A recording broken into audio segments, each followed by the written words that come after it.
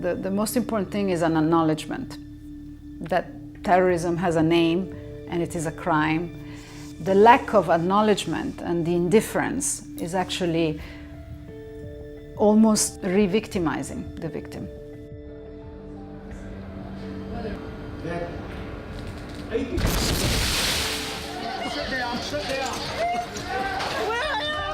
My name is Laura Dolci. I work for the United Nations. I've been there for 20 years. And on the 19th of August 2003, my husband, Jean-Céline Canan, who was then 33, died, killed with another 21 colleagues, with more than 100 injured, in the terrorist attack against the UN headquarters in Baghdad. And on that day, of course, my life changed forever. I found myself alone with our baby child, who was just born. But I had to deal for all these years with the consequences of that act, which was a crime, a very serious crime. It's terrorism. What is very peculiar about terrorism, unlike other crimes, terrorism has, I think, two elements that are very unique.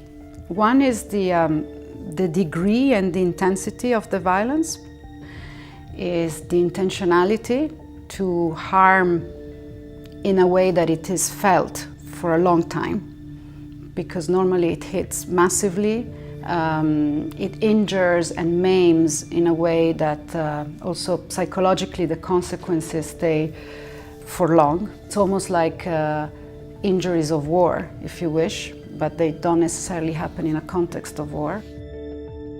One of the biggest challenges I had was exactly that, not to fall subject to that fear, to try to continue to live with the values of freedom and respect for others and pass them on to my son.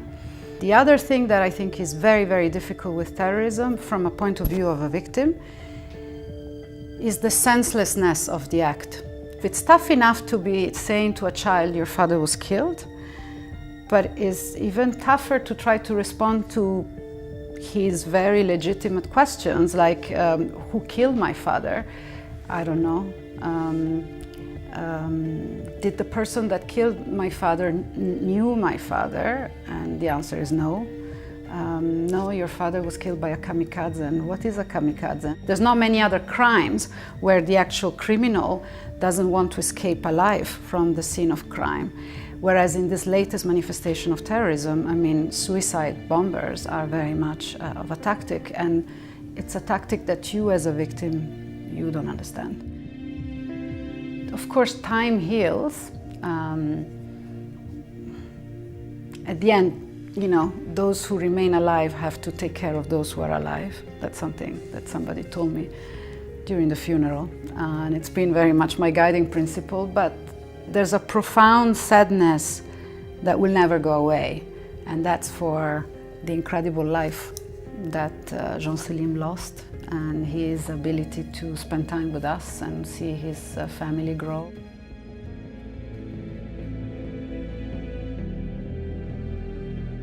The book tries to make a point that the victims of this crime deserve some specific responses. Some states, more than others, have started to put together programs at different level, but there's much more that needs to be done. We always think of the UK and France and the US, but the majority of victims of terrorism are in countries such as Afghanistan and Somalia, if not Syria. So the means are missing. Iraq. I think in general states should, for one, criminalize the act of terrorism in their code.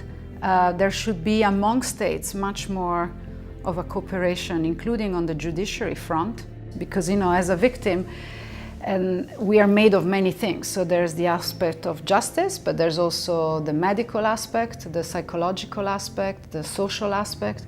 Many victims of terrorism end up not being able to work because they're maimed and they cannot do the job. We have many colleagues of that 19th of August 2003 that lost an eye, lost an arm, so you need also reintegration in your work. In the past, take the 70s, there was national forms of terrorism. In Spain, in Northern Ireland, in Italy, and so victims were mainly victims of that country, and things were happening within the borders of that country. But the world has changed, so it's also difficult for victims to create a national association of victims, which was the case 30 years ago, because the problem is no longer national. So that's why I think the UN is needed, because this is a problem that has no border. And the terrorists are always a step ahead. When I met the first survivors and I realized that they literally carry these pieces of particles of glass that has gone around for the bomb, that's exactly how I feel sometimes. I walk around, but there are some splinters of horrors that I carry inside of me. But it's part of me now, so I go on with that.